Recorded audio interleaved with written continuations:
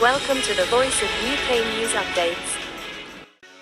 पाकिस्तान नुमाइंदा दी voice of UK Islamabad high court के चीफ जस्टिस आमिर फारूक की सरबराही में बेंच ने साबिक वजीर आजम इमरान खान की सजा मुअत्तली के लिए दायर दरख्वास्त पर समाअत की, जिस सिलसिले में इलेक्शन कमीशन के वकील अमजद परवेज एडवोकेट के मुआविन वकील अदालत में पेश हुए, जबकि अमजद परवेज बीमारी के बाइस पेश न हो सके। अमजद परवेज एडवोकेट के मुआविन वकील ने अदालत से कहा कि पिछले 8 माह से हमने इल्तिवा नहीं मांगा।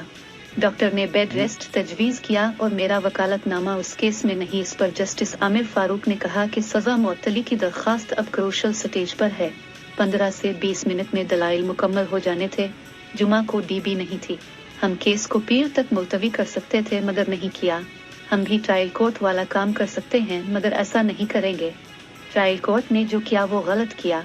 हम इसको पीर तक मुलतवी करते हैं। अगर कोई ना भी आया तो फैसला कर देंगे। इस दौरान चेयरमैन पीटीआई के वकील लतीफ खोसा ने कहा कि एक शख्स 20 रोज से जेल में है, फिर चेयरमैन पीटीआई को मजीद 3 दिन अंदर रखेंगे, फिर हम अदालत में पेश नहीं होंगे।